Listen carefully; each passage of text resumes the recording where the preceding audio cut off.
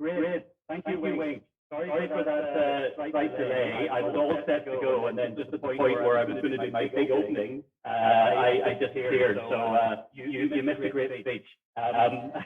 Apologies for the glitch. Good morning from here in Hong Kong, and good afternoon to all of you there. My name is Peter Jameson, and I'm the head of Trade and Supply Chain Finance here in Asia Pacific for Bank of America. I'm based in Hong Kong, but our business spans everything from India through China, up to Korea and Japan, and South Australia, and everything in between. And it's a real privilege to be asked to share some thoughts with you as part of the USD Marshall Global Supply Chain Excellence Summit. I'm sorry I'm not able to join you in person due to the travel restrictions, but it's still great to be here. So very briefly, what do we do, and how does this link to supply chain? Well, here in Asia, we work with some of the largest multinational corporations and financial institutions. Of course, we work closely with our US headquartered clients that are doing business here in Asia. And what we do is we support the financial supply chain that accompany the physical supply chains that you've been talking about here today. And we really focus on helping clients with solutions that help them mitigate risk, optimize working capital, and drive and maintain efficiency. And as we discuss some of the key trends in the market, I think these three things, mitigating risk, optimizing working capital, and delivering greater efficiency, could not be more relevant. We work primarily with treasurers and procurement teams. And this gives us a really good vantage point from which to observe how the landscape is evolving. And really, it's fair to say that a client's financial flows are very much a reflection of how their physical flows and business patterns are shifting. So I know the theme for today is reimagine, reinvent, and resilience.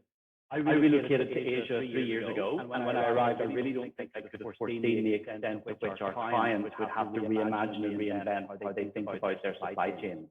I heard Susan say just now that until recently, people didn't really have to think about supply chain. Everything was just there. And it's quite mind-boggling the number and range of events that have emerged that are shaping, or rather transforming, I should say, global supply chains. And to name just a few that are pertinent here in Asia, geopolitics, of course, playing a huge role. We've seen increased tension between China and the USA, Australia and China, even Korea and Japan. We've seen shifts in trading relationships. Of course, the ongoing China-US dialogue that we're all familiar with. In Europe, we've seen the decoupling of the United Kingdom from the European Union. Here in Asia, in addition to ASEAN, we have the Comprehensive and Progressive Agreement for Trans-Pacific Partnership, CPTPP, and also the Regional Comprehensive Economic Partnership. So lots of things shifting from a trading relationship perspective. We have climate risk, and how that is now really heavily influencing how many of our clients run their business, as well as prompting new supply chains meet the demand for renewable parts of the industry. And of course, the COVID pandemic, which is impossible to ignore when we think about supply chain, probably one of the biggest disruptors of supply chains that we've seen, certainly in my lifetime. And here in Asia, what has that done? Well, borders are still closed in many cases. We had the supply side shock in China. Recovery was very quick and strong, but it did force a rethink around diversification and resiliency. We then had the demand side shock as the Western consuming nations went into lockdowns. Challenges in moving physical items, whether goods or, in our case, very importantly, the physical documentation that's required to transfer or finance those goods. And then, of course, right up until today, we see volatility in shipping costs and capacity. Not least, I'm sure if you were to look out off the coast of Long Beach there, you would probably see a scene that is more similar to what I'd be used to here in Hong Kong and Singapore, with many ships lying off and waiting to be offloaded.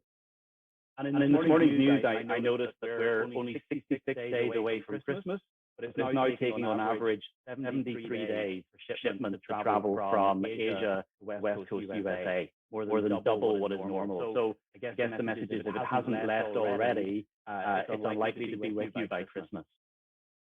So given all these disruptive forces, it sounds like we're living in a really complex and uncertain time. But from my perspective, really it's not all gloom and doom. In fact, based on our conversations with clients, All of these events that are coming together are really forcing a rethink by many companies, whether in Asia or elsewhere in the world, on how they reimagine or reinvent their supply chains, promote greater resiliency, and ready themselves for the years ahead and perhaps future barriers and challenges that we can't yet foresee. And my belief is that in responding to this uncertainty, organizations and their banks are going to have to reimagine through innovative thinking. We talked a lot today about technology and data, through reinventing by considering new ways of structuring, sourcing, manufacturing, and delivering to the end user, and driving resiliency not just in terms of supply chain certainty, but also increasingly supply chain sustainability. So ultimately, while we're feeling significant disruption, I'm very confident that the lessons being learned are going to really allow us to position global supply chains for a much more resilient future. So when we consider supply chain finance, what are we seeing here in Asia as the key themes as we work with our clients? And there's three key things that I'd like to call out for you today. And you'll see that these are quite consistent with what you've been hearing about, certainly when I listened into the previous panel. And those are shifting supply chains, adoption of financing within supply chains, and digitalization of trade and supply chains and the finance that's around those. So number one, shifting supply chain. Of course, many companies have concerns around concentration risk of production in particular markets. I think that's particularly pertinent here in Asia. When we see the impact of COVID and shipping delays, it's really highlighting the benefits of shortened supply chains, taking supply chains that today seem very long and very complex. And this is driving a lot of companies to think about how they should structure their supply chains to avoid some of these risks in the future. From our perspective, supply chain locations, particularly in Asia, were historically very driven by cost arbitrage.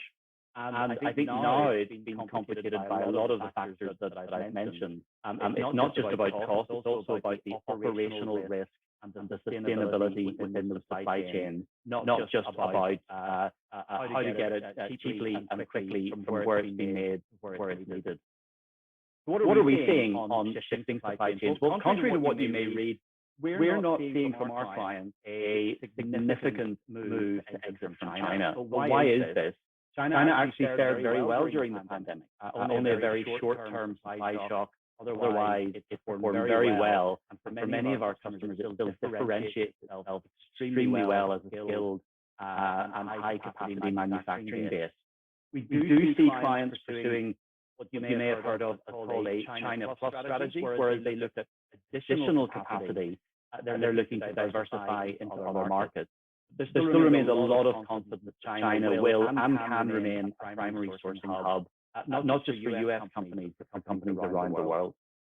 There's a recent Bank of America report, interestingly, that estimated the cost of $1 trillion to shift all foreign manufacturing in China that is not intended for consumption in China.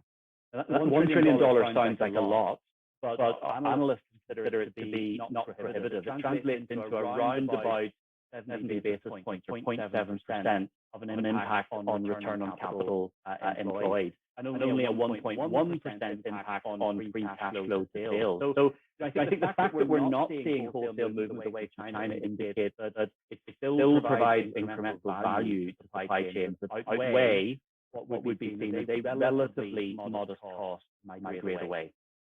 We're clients looking at the minute in Asia. Southeast Asia is a big beneficiary of this shift.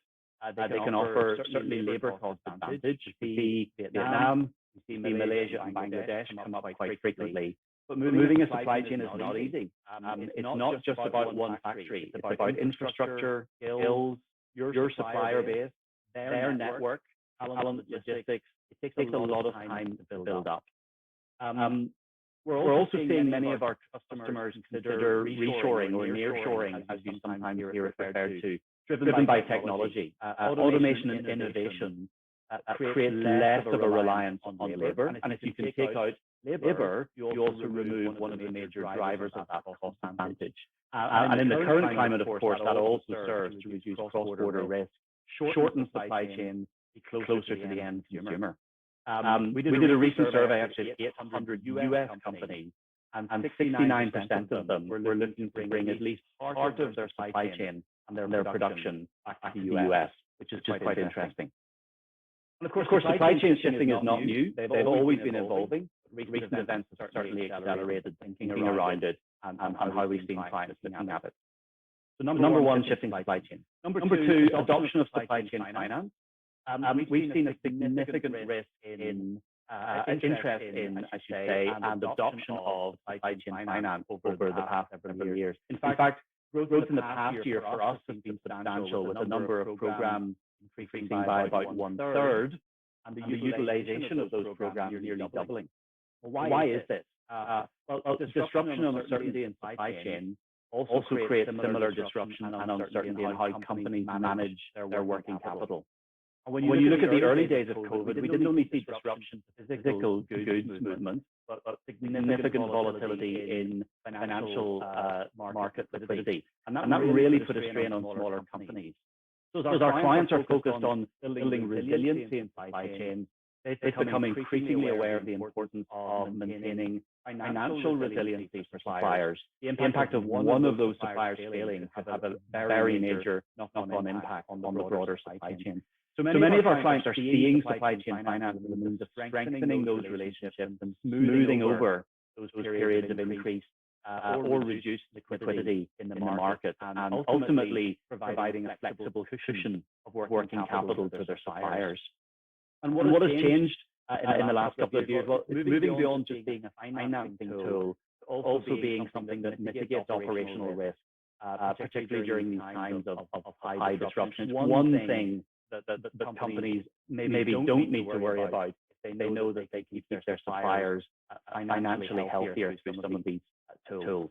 And we're expecting to see this bleed into other areas like inventory financing, as companies realize the importance of maintaining a supply and an inventory buffer as a result of recent events, and would struggle with the cash that would be trapped within the organization if they were to extend those inventories. So we expect to see this continue as a trend. Again, not new, but definitely being accelerated as a result of what we're seeing.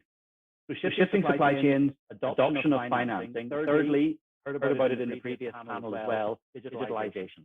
Perhaps the single biggest impact on the banking industry as a result of the pandemic is the drive towards greater digitalization. In fact, COVID may have done more for the cause in the last few years than the industry has been able to drive in the last 20+ years. Unlike the payments industry, which has been relatively paperless for some time, trade finance has remained very manual and paper-based. Not through lack of desire from the banks or from our clients, but often due to the complexity, the number of players involved, local rules and legal environments. And also when you think about it, given this is a capability that is designed to mitigate risk, there's always a reticence to try new things, albeit that they may be more automated. You'd rather stick with what you know and love if the goal is to help mitigate the risk. So what changed? Well, as we know, most of the world moves to working remotely. And how do you then provide physical documents in order to facilitate the movement of goods, or in our case, the financing of those goods? And many companies realize quite quickly how there's a dependency on physical documents and an engagement with the financial industry in order to ensure the smooth operation of supply chains. When you think about digital trade and supply chain finance, you often hear mentioning things like distributed ledger technology and blockchain. That's certainly one of the innovations that the industry is looking at. We've also seen a huge focus on what I call the back to basics. How do you simply adopt electronic supply chain solutions with your banking partners? How do you implement and access them digitally? How do you move from physical signature, which, hard to believe, is still required in many countries around the world, into digital signature? These things may sound basic and old-fashioned, but it was really surprising to see how those very simple back-to-basic things really caused issues for companies, particularly during the pandemic. So in Asia, what are we seeing? We're seeing many local regulators and industry bodies drive towards supporting this digitalization.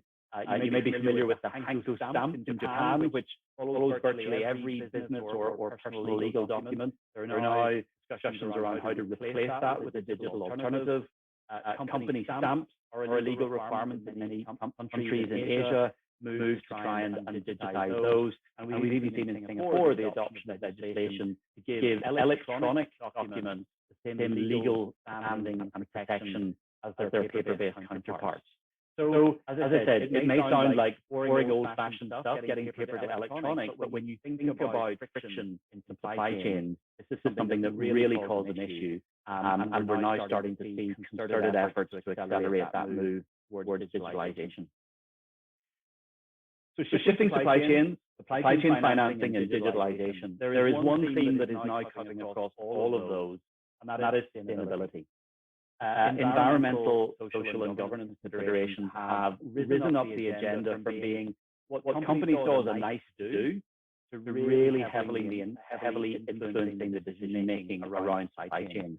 If you think about shifting supply chains, reshoring, being closer to the end consumer, ethical sourcing, greater interest in the supplier's ESG goals, how to gain greater visibility through data into supply chains.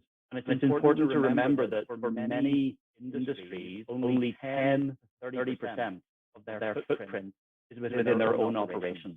The other 70 to 90% actually sits in their downstream supply chain. So this is becoming a real area of interest and concern. On supply chain finance, it in itself is seen as a sustainability tool, driving stability and resiliency through supply chains. But as companies adopt that, they're also increasing their level of interest in the sustainable supply chain finance solutions. For example, how do you use access to working capital as an incentive to meet sustainability goals by perhaps giving suppliers greater access to working capital or more preferential rates in order if they meet certain sustainability standards within their own business. And then I think digital and paperless speaks for itself, not just the environmental benefit, but if you think about it, also lowers the barriers of entry for new suppliers and customers. Increased digitization, as we saw with the internet in the 90s and the 2000s, created greater accessibility, greater velocity of trade, and ultimately reduced friction and drive supply chains. So, in summary, I think fair to say that those managing supply chains that touch Asia are living in a very uncertain world. There are very many factors at play, not least the pandemic. Given the importance of Asia to global supply chains, it's really no surprise that we're witnessing these shifts here in this region first. All of these events have forced a huge rethink, a reimagining, with a drive to reinvent and deliver supply chains that will be fit for the future and resilient against possible future shocks. I've covered two common trends. You may have picked up on the fact that none of these trends are new.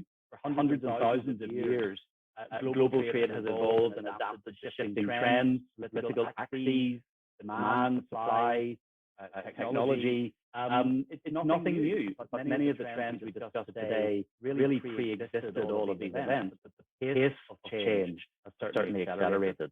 And the second common thread, of course, is sustainability. That's the key lens through which I would say virtually all of our clients are now viewing their supply chain planning, not just reinventing and resilient from a business perspective, but also from an environmental, social, and governance point of view. So I remain positive. The drivers of change present many challenges, but I'm very confident that the development that will ensue will be to all of our advantage, whether in the banking industry or to companies' supply chains. They really will drive towards more resiliency and sustainability and delivering some of the change that, frankly, we've been aspiring to achieve for some time. All the same, as I close, I'm reminded of that rather apt quote from Elon Musk, who was also mentioned earlier today. Supply chain stuff is really tricky, which I think sums it up for me, particularly when you think that was in 2016. And when you look at what's happened in the past few years and all of the challenges we now face, I would put it to you that he probably has a point. So thank you, and it's been great to be part of your event this afternoon.